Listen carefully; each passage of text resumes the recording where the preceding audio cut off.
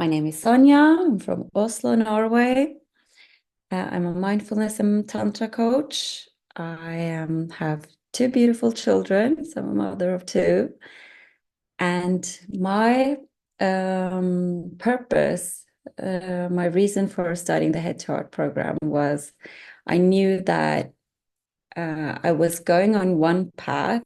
Like I got myself a secure, financially secure, stable job, and I was starting to study family therapy. But I knew that my purpose was something else, that I wasn't fully living the life that my soul desired to live, that I was meant to be living.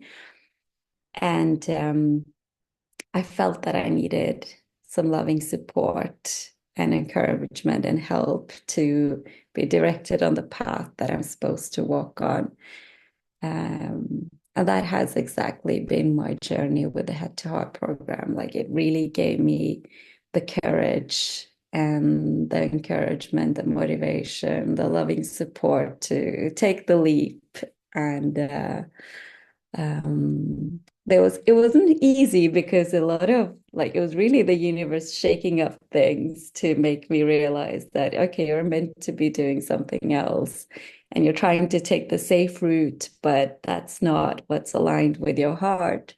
So I had to make some hard decisions and leave my job behind, and things happened in my relationships, and it's been like shaky, and then like being in the unknown, which was quite scary. So for a while I was like, quite anxious and scared, and then having the loving support, the guidance, the help and the practices to work with that fear and come more and more back to the heart space, feeling more anchored in my body.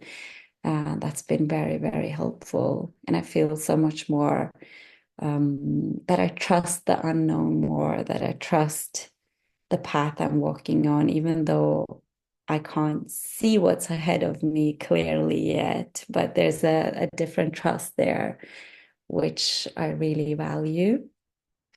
So yeah, that's uh that's what it's given me so far. And it hasn't been easy. Yeah, as you know. Beautiful. Thank you for sharing. Yeah, I really love these reflections. And obviously, yeah, you went through like you said, some relationship stuff, some work stuff. It was almost like would you call it like a ego death, or what did you feel like you had to move through? And like obviously it gets worse before it gets better. And I feel like the work that we do in Head to Heart is really like shaking the foundation up, which most people avoid doing. And I'd love to ask you is like, you know, what was there some, obviously it took a while to get you on the journey even though we were connected for a bit.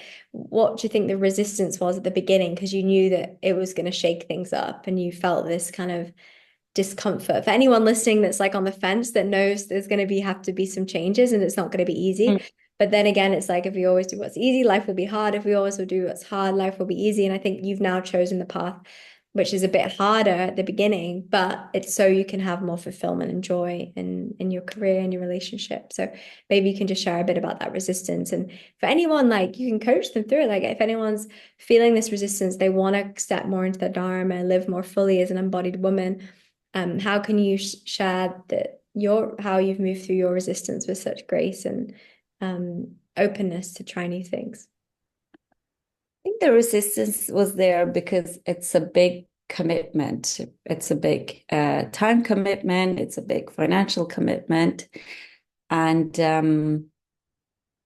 I think sometimes, deep inside, we're more scared of our own power than, it's easier to just stay in the comfort zone. And sometimes like when you know inside of you that this will really shift things up, or it will shake things up, and it will lead to big shifts. It can be quite scary. But then again, what was making me feel quite safe was this authenticity that I could really feel from Bryre that I've always felt.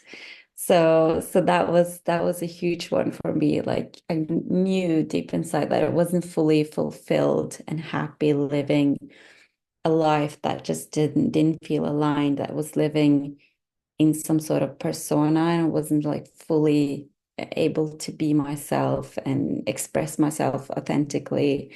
Um, and I really feel like this has been a big realization for me that when you take a step, a big initiation, if whether it's with the financially doing it, putting your energy into it, you're really telling the universe that this is what I want. This is what I'm committing to with my time, with the finances, financially committing to it. And you are in that way like opening a portal. So the teacher is, the initiator in that sense, holding space for you in that time period that you're going to go through the huge shifts.